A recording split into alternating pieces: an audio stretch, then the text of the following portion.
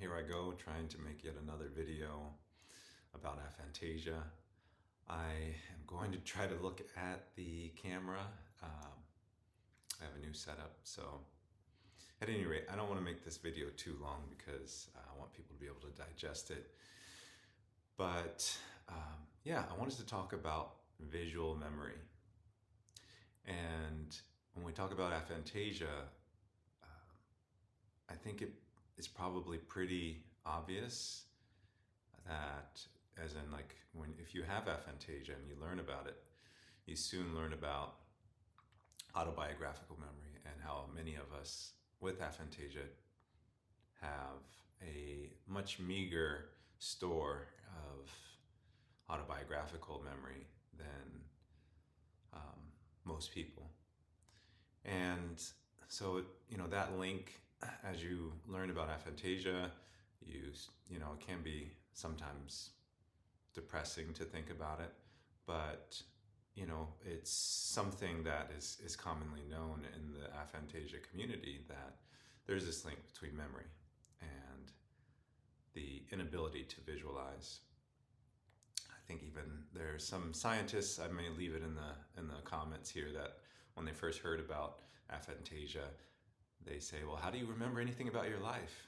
Because so often when revisiting memories from the past, they're through images and sounds, sounds of someone talking, the voice of someone talking, being able to hear their voice say those same words, whether they're discouraging or encouraging or what have you. But just stepping aside from the autobiographical memory for a while, I just wanted to talk about visual memory in general. And there are, of course, different types of memory that we have, such as muscle memory, the memory of knowledge, the memory of facts, basic knowledge, like I know that a dog says woof, or a cat says meow. I know that fire is hot, water is wet, and so many other things that we store as far as just facts. And for people with aphantasia, we just know these things and we think about them. We're not, imagining the heat when we say hot or fire. We're not picturing fire in our minds. But there is traumatic memory that can be stored in our body, in the sense of, like, our body will respond to certain smells or places, and it just happens automatically, where we will start to become anxious. I want to start this by saying that I am not a neuroscientist or neuroanatomist. I am a dad who loves to make art, an aspiring comic creator. I work in web development. I've done, many things in my life, but I'm not a scientist, though I have watched and read, watched videos and talks and read articles by scientists. Maybe one day, if the passion is strong enough, I might pursue, maybe not a career in neuroscience, but I don't know, who knows? That is to say that a lot of the things that I am speaking from are from my own experience, my own intuition, reading what others have written. And so I am happy to be corrected, and I am happy to hear other thoughts. All right, so visual memory and learning, whether you're wanting to learn how to visualize or not, I think it's good. It's good, and it's important to learn how it relates for us with aphantasia. So where do I want to start? I probably should have written this down. We do have visual memory. We can recognize people. Like, if you were to show us a picture of ourselves, or of a friend or of an object, we can recognize that. So we do have visual memory. But what perhaps we need to practice more of is being able to remember things without a physical cue. Kind of leans into sensory thought and being able to think about things without using words. And just to give an example of what I mean by visual memory, here is a little painting by my daughter. For me, she knows I love octopuses. And as I look at this picture, there's a lot of different elements. But can you look at this picture and then close your eyes and think about what you saw? Can you remember what you saw? And what might be a good practice or experiment is to get a picture like this, look at it for a while, just notice it. Don't think about, try to quiet your inner voice. Try to quiet thinking in words. Stop the words if you can. And a good way to do this is just give like an intense amount of attention to little details, like the shade of the red, the amount of curve in one of the tentacles in this case. Look at how the yellow blends in with the blue to become the green, and to really look very intently, and maybe take a couple of breaths if you need to, and then close your eyes and see if you can remember what you saw. I'm hoping this might be like a way for you to experience for the very first time sensory thought. And this visual memory will allow you to eventually, I hope, learn how to recall things in your mind, even if you can't see them, without words. A lot of people who have hyperphantasia that I've read, their experiences, they talk about being able to excel at school due to being able to visualize something that they've read, like a page in a book, and they can remember what they saw and like kind of reread. It's almost like you go to an exam and you're not allowed to bring any notes with you, but if you have the notes memorized visually in your mind, you can like re-access them. That's an extreme example, perhaps. The estimate is 2 to 3 people. 2 to 3% of people have hyperphantasia, and even within that, like not everyone claims to have that level of visual memory.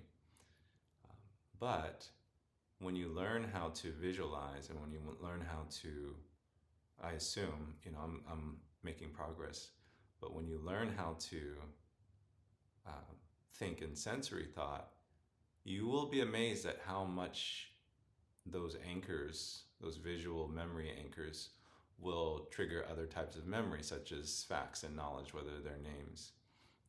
Like, for example, I can think of the cover of an old Shakira album. I haven't listened to it in a long while, but I can think about it and start thinking about the pinkish color of the album. I can think about Shakira herself, her hands being covered in, smudged, dirty marks, and it will help me remember the name of the title of the album if I'm struggling to remember the name of the album.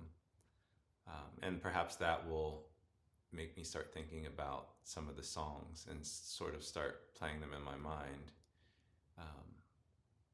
Which these are all very, very weak signals, if you will. Like I'm not hearing the song, but I can remember it without words. One, I guess, last example in this video, I may have to do a follow-up because I'm not sure if I really hit the points that I wanted to make, but if I were to give you one of these two color sticks. Um, this one is kind of like a yellowish orange over here, and this one is just, I guess, a basic, closer to yellow. I'm not good with naming colors, even though I want to be an artist. If I gave you one of these, told you to look at it and give it back to me, and then I held them out to you and asked you, which one did I give you? You have visual memory. You can remember it. And I would say a good practice then for someone with aphantasia is to like really pay attention and look at these two, or look at one of them, and just really stare at it and look at it. And in your mind, compare the two without speaking, without thinking in words. Maybe there's a certain emotion that comes up when you look at one versus the other. I think the trick is to find visual cues that bring up emotion for you. And in your mind, if I say, think of the goldenrod, I think that's a color, the goldenrod color stick. How is that yellow, how is that color or that yellow different from, the dandelion yellow? Now I want you to think of dandelion yellow and just think of it. These are like pretty abstract colors, so I would, or elements. So it's better to think of, or for me, it's been better to say, think of a Sprite can, or think of a Coca-Cola can, or think of a playground ball. Think of the sound that a playground ball makes. Think of a school bus. The point is to think of objects that perhaps because they made an impact on you when you were a child, or you have just seen that object so many times, that bring up something for you and that you can access, and you're like, oh yeah, I know the texture of this thing. I know the sound that a can of Sprite makes when you open it, and like I know what the bubbles, the fizz sounds like, as you build your visual memory, and when I say visual, I mean like we're talking about sight, but also mental imagery includes the sounds, the smells, the touch, the taste, everything. As you build your memory and your ability to notice things in everyday life, I think it probably enhances your ability to do so quickly. You're becoming more observant, and therefore when your brain has more of a library to pull from. And so when you when you learn sensory thought, non-verbal, non-language thought, you have more knowledge to build, to rebuild an experience, an object or a face. And it will feel more real. Now, with people who can visualize, and especially people with hyperphantasia, you will actually see those things. You will actually smell those things that you're thinking about. And that's what, we're working towards. That's what I'm working towards. And I have experienced some of those things in small bits, here and there, through the last year. Especially like in liminal spaces when you're falling asleep or about to fall asleep, getting ready to fall asleep. It's dark, your mind is starting to shut down different areas of your brain to prepare yourself to enter the sleep mode. And because of that, there's not the same interference from the verbal mind. And so as you strengthen your visual memory, as you're paying attention to these things, as you're thinking less in language, those signals will start to come through more strongly. And you may, whether you're lying in bed or you're walking down the street, you may smell something from your memory. I've had that happen where it's like I smelled something, but it's not anything around me. It's actually like a smell from like the classroom from elementary school. But it smelled like, it feels so real that I actually thought, oh, I smelled that. It just for a brief second. It's almost like it didn't happen, but I recalled it and it was so real. So yeah, it sounds kind of perhaps strange and amazing, but the mind is beautiful and amazing. And I would just say, with all the things that you're practicing, practice visual memory. It's kind of like that old game we used to play, Match, where you would pick up a card, flip it, look at it, put it down, and try to find it. It's like, I haven't used that as a practice, but if you're not trying to store the location of the cards, thinking in words, or just like, I don't know, factually in your mind, like, okay, I know the King of Hearts is in the top left, I know the Nine of Spades is in the bottom right. Instead of trying to store that with language, or just with language, try storing it with something that is faster and better equipped for the job, namely right mode thinking, the right hemisphere, which can capture color, shapes, and all these things much more quickly, and try to remember it visually without words. Or, yeah, I didn't mean to say visually without words, but try to remember it using sensory thought. Try to remember it without words. In a way, visually, look at it, pay attention to the shapes, be impacted by things that you don't even understand, as far as like why, excuse me, the color and the shape of the spade might bring something up for you. Maybe it's because you played the game spades, and maybe it's because if you see a spade, you're like, oh, that's a great card. Whatever it is, in that instance of that game, is just like, this can be applied elsewhere. You pay attention to things and just look at them. Try to remember the texture, try to remember the exact shade of color, just by looking at it. Look at it enough, close your eyes, like looking at this picture. Close your eyes and see if you can recreate that picture as if you were drawing it, as if you were painting it. Eventually, you'll want to learn how to, and this is something I'm working on, instead of creating the picture intentionally, you want to learn how to just allow what your mind is creating to come up, so that the frontal cortex or something of that nature isn't overpowering these other signals that just want to bring up images that are already stored or that are being created.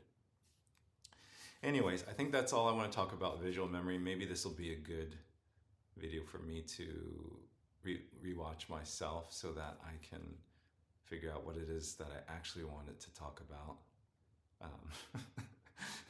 I guess while talking about visual memory, my memory for what I wanted to share kind of went out the window. It may also be just the nervousness of trying to figure out how to record things and present information. But as in summary, I just wanted to say that visual memory and visualization are very linked. If you can improve and test your visual memory, even when you can't visualize, it will be helpful for you, as it has been helpful for me. When you engage in sensory thought, even if you're not seeing the picture of yourself and your dad, you are thinking of it without words. And the more that you can glean from what you see or what you smell or what you hear, the more real that recall will be, the more that your body will re-experience it, and the more access you will have to other memories and objects and experiences that are related to that person or place or thing.